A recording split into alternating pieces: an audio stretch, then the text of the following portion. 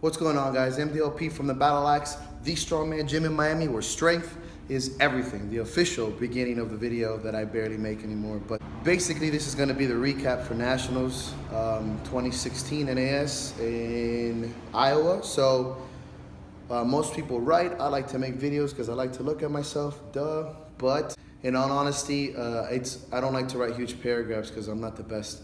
I'm not really good at grammar anyways. So first of all, I want to thank everyone that's helped me along the way. It's a long list of people, but I'm not gonna make this huge video about thanking everybody that I needed to thank, I've thanked personally, but obviously my family, my friends, my girlfriend, Brian Barrett for the programming and coaching, Iron House, Alan Cawley, the whole crew of the Iron House, you guys are all amazing. All my Battle Axe people for dealing with me, and all those other people along the way. Thank you so much, Idolmaker, Marty, all you guys. Been awesome. Also, everybody who texts me and messaged me, thank you so much. It makes it very bittersweet to read those positive texts. So thank you for all that. So now let's get down to where I think I am. Obviously, I didn't do well for myself. I took 22nd out of 38 guys in my class, and that to me personally is garbage to me. I've always been very straightforward, very no bullshit with my videos. Very straightforward, very no bullshit with my videos. Very straightforward, very no bullshit with my videos. I apologize if 23rd or 21st or 20th to some of you guys is really good. To me, it's not. And the reason being is if I would have just hit what I hit in training, I would have been easily top 5, top 8, and I didn't. And that's the only thing that matters, is that when it came time to do it, it didn't work for me. So. And I'll explain to you where I think and why I think. I'm not making excuses. I've never made fucking excuses. I'm not a person that makes them. These are just reasons. It's basically the stages of fucking sucking dick for me. How do you say that? What? No, hold on. Stages of dealing with what you would consider a bad competition. So the first one I call the emoji phase.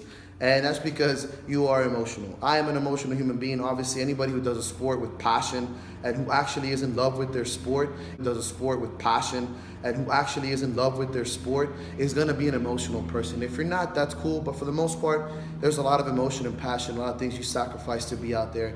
So obviously, this is only 2-3 days after competition. So I have a lot of emotions and feelings, and obviously I'm very, very upset. Mostly really fucking really mad.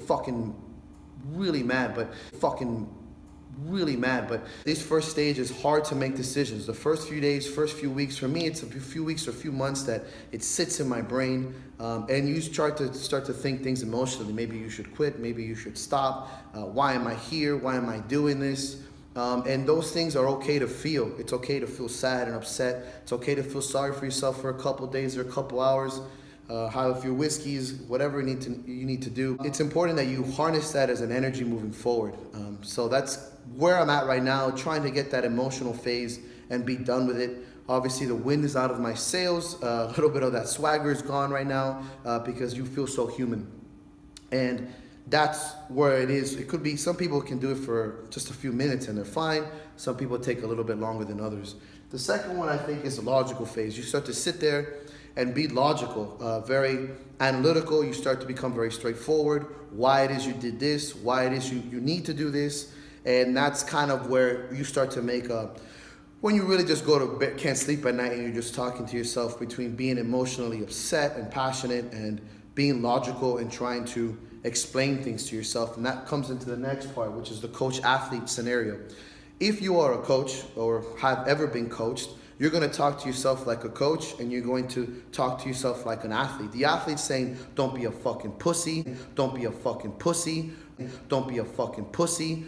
All these situations, it's really that athlete, that fire, the same person that got you to nationals is trying to talk you out of something or trying to either push you away from something. It's the more emotional side. It's the same side that screams before a deadlift, that slams a barbell, that throws a stone down. It's a kind of animalistic side in you, and it's yelling at you to do something, whether it just to take action. It just needs to move, whether you're moving forward or stopping. It's some sort of decision. And then that comes with the coach part. The coach is telling you how and why, and most likely to rest, to take some time off. And it's not because you should be a pussy about it, but it's because most likely it is something that you need.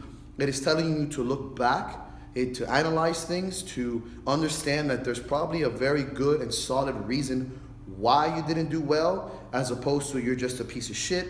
And it's okay to be upset or scared or worried, and not necessarily just beat yourself up, because the athlete is the bully and the coach is like the teacher that's trying to help you out and get out of trouble. So these two conflicting situations, like emotional and logical and coach and athlete, make it a very tumultuous situation. You like that word? It makes it a few hard weeks. For me, it makes it a few hard weeks or months. It did take me a while to get over last year. It's gonna take me a while to get over this one, to build that confidence again. You know, sometimes, like I said it before, I've said it sometimes you just rather have died under that yoke than to have dealt with the fact that maybe you just weren't good enough or you had failed in something. So like I've said in other videos, failure to me is not going out there and doing what I had planned to do. That is failure. Not because I think a number 22 describes me as a failure as a strongman, that I don't believe in myself, or that I went to nationals and I'm a piece of shit, that no one respects me in the game. That's not necessarily what I feel.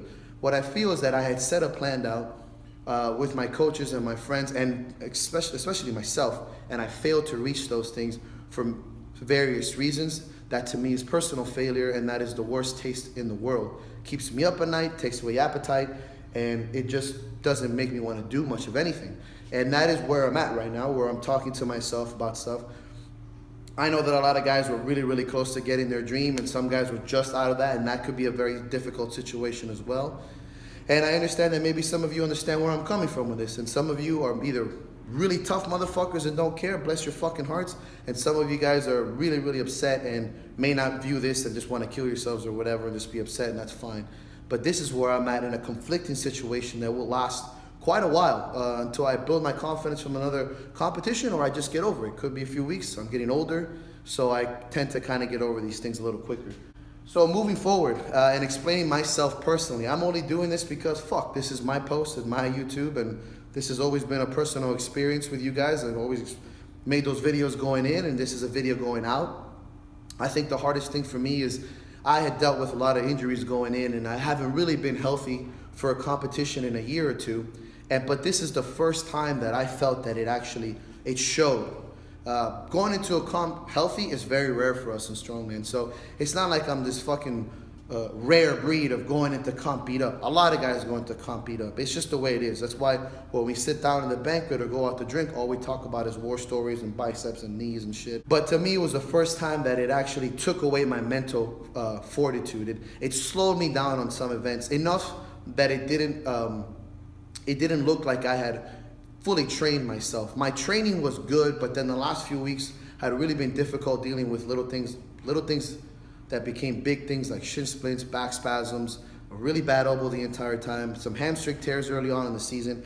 I felt the weakness in my posterior, days that I had to skip, training that had to be rewritten around my injuries, about travel time, stuff like that. So I think that situation, I really felt it for the first time. I really felt that, competing and working through injuries is part of being a warrior. It's part of being an athlete, but it was the first time I actually felt that it took away from me as an athlete, and it made me feel like I couldn't perform and show off who the fuck I really am, as opposed to, what injuries had left of me, of my body. I'm not making age an excuse. There's a lot of guys out there that are older than me and are better than me, but I've had 8 years of competitive life with Muay Thai, powerlifting, rugby, and strongman. And I don't necessarily have to work harder in the sense, I do have to work a lot smarter. And now I really have to be good about that. I typically am really, really bad about that. And I have to move forward now, because that was my 3rd nationals and I felt pretty trashed at the end. And I blame myself. There is nobody else to blame but me. The mobility and stuff like that, it takes its toll at that level. You could do a local show and feel like you got a really big dick, and then you go to nationals and your body just crumbles, and you're trying to think why. Is it because I suck? And it's not true, because a lot of other guys had bad shows and some guys have incredible shows. Things didn't align for me, and I think it was just so many weeks of dealing with injuries and so many competitive months of training through injury and overtraining in certain things in my aspect that I should have personally have said, I need to mobilize, I need to do better at therapy, be smarter about my sets. And so I blame myself and no one else. So Moving forward, it's always a difficult thing. Obviously, this is not me quitting. I'm not a person that quits or retires until my body completely fails me. I don't think I'm there yet, to the point where I don't think I'm not competitive, or I don't deserve to be at the top. 2018 Arnold's now is the goal. 2017 Pro Card National Championship. That'll always be a dream of mine, so I don't give up on those things. I just need to approach it better. I'm not gonna be a fucking pussy. I'm not gonna be a fucking pussy. I'm not gonna be a fucking pussy.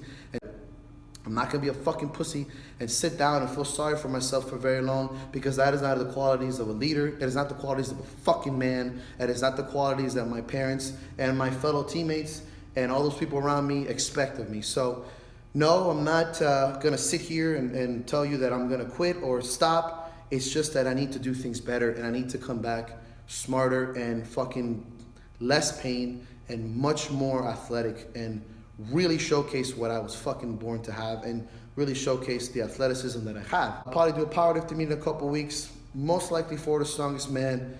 Right now, I'm not feeling super competitive. I just kind of want to repair, go through some motions. I really can't do certain movement events. I can't really press right now.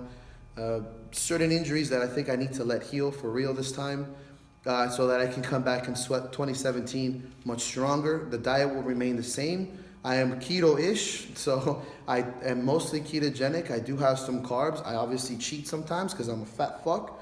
And that's why I'm all bloated right now and disgusting, because I've been eating pizza and ice cream and talking about my feelings like somebody, like a girlfriend's night out. But most likely, I'm going to just do that stuff moving forward. So thank you for tuning in. Thank you for all the fucking support. I was awesome meeting all you guys. Great competition. I hope to see you guys next year in Vegas, and I expect a lot out of myself next year. So I'll keep the videos up this time. I think that we have a lot of fun with that, and it was really cool showcasing some other athletes. So thank you for everything. Cheers.